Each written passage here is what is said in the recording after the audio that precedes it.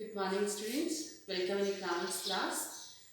In chapter 1, we have studied Indian economy on the eve of independence. Whatever the economy that we have got from the Britishers, that was a stagnated economy, stagnated and rooted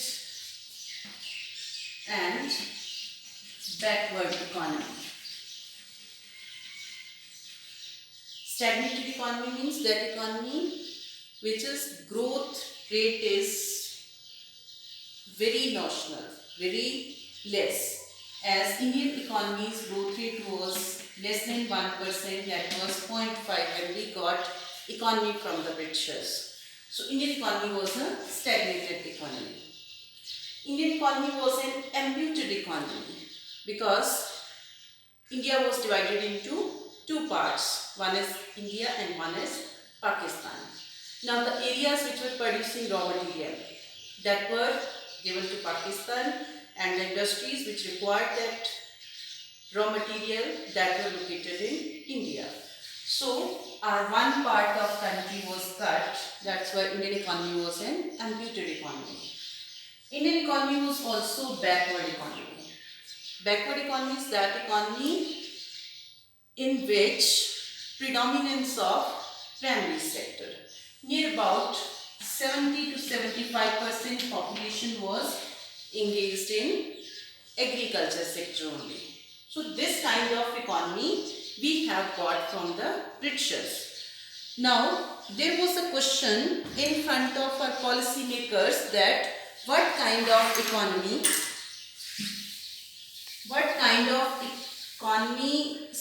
what can be done for the growth of the economy? What kind of economic system can be adopted?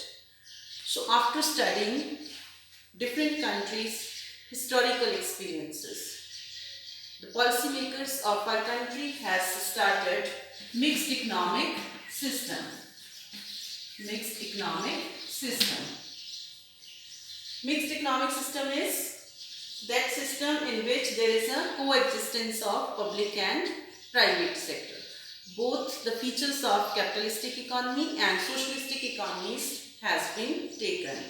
So what kind of growth process we have started, what kind of strategies we have adopted for the growth of the economy, this we are going to study in second chapter, that is Indian economy from 1950 to 1990s.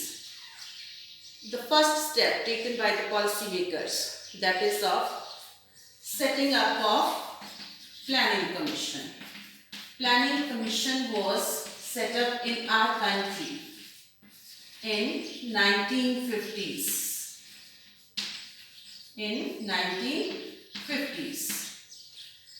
This planning commission was set up, and the idea of this planning commission we have borrowed from Soviet Union, former country Soviet Union. We have borrowed this idea of planning commission.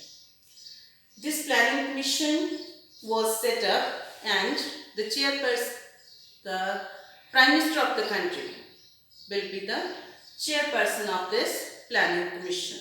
And with the setting up of this planning commission, 5-year plans era has started in our country. Now the 5-year plans has adopted in our country 5-year plans under the supervision of Planning Commission. Planning Commission was set up in 1950 and 1950. First 5-year plan 1951 to 1956. First 5-year plan was launched in the country. In the same way, second 5-year, third 5-year and so on. Right now 13th 5-year plan is going on in our country. The time period is 2017 to 2022. These 5-year plans system has adopted in our country, and these 5-year plans has short-term goals and long-term goals. Specific goals or general goals.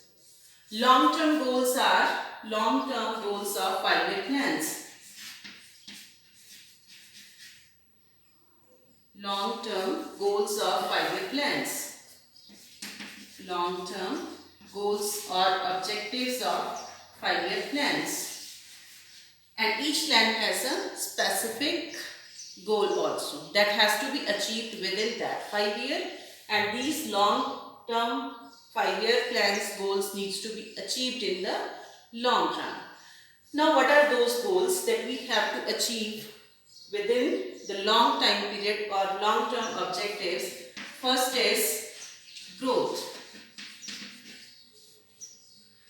Growth means here the growth of the economy, growth of the GDP of the country. Growth is defined when there is an increment in the GDP of a country. Suppose in 1998, the worth of the GDP of our country was 1800 crore rupees. If in 1990 this becomes 900 crore rupees, then there is a growth of 100 crore rupees in the GDP. Or in terms of percentage, 100 upon 800 into 100, that is 12.5%. In the same way, when the GDP of the country increases, that is called growth. This growth may be 2%, 1%, maybe 10%, double digit. When the GDP of the country is increased, that is termed as growth. And in the long run, there should be growth of the GDP. Now, growth of the GDP can be attained with two ways. One is infrastructural base of the economy. Infrastructural base of the economy. And second is use of technology. Now both are important for the growth of the country. Infrastructural base means increase in infrastructural facilities like means of transportation, means of communication, power generation, electricity, dam construction, educational and health facilities of the economy. When these increases, then the infrastructural growth increases in the economy. That's why immediate after independence, 3 steel plants has been set up by the government under public sector undertakings, that is Bhilai, Durgapur and Rourkela, which has given infrastructural base to the economy. Second is use of technology. Use of technology means in agriculture, in industrial sector, use of machinery and mechanization of agriculture sector. Due to that, we have achieved green revolution in our country. So, to increase the growth of the economy, these two things are required. One is infrastructural growth of the economy and one is use of technology. Second 5-year goal of the plans was that is modernization. Now, in simple language, we consider modernization means following the living style, eating, walking, dressing sense of the Western countries of the world. That is not a modernization. That is blind imitation of the Western countries. Modernization refers to adoption and updation of new technology. Adoption and updation of new technology. New technology.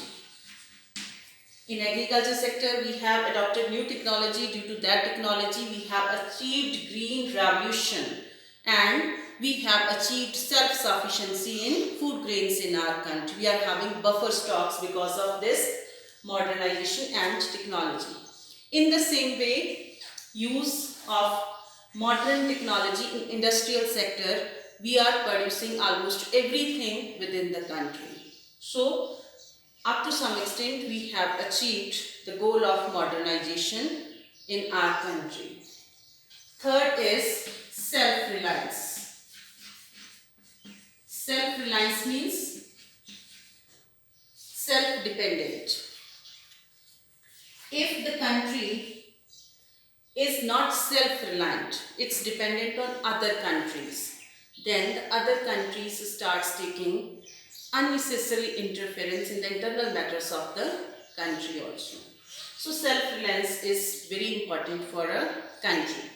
Self-reliance means we are not dependent on other countries. No doubt for export and import some of the things we are still dependent. But it should be not too much extent that the other country should start taking the benefit of that thing. Like when we got independence, there was a shortage of food grains in our country.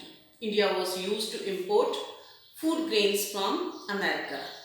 When in 1965, when there was a war between India and Pakistan, then America has given a threat to our country that if India will not stop this war with Pakistan, then they will stop sending food grains to our country. So, self-reliance is very important, particularly in food grains. And we have achieved self-reliance in agriculture sector with the help of Green Revolution.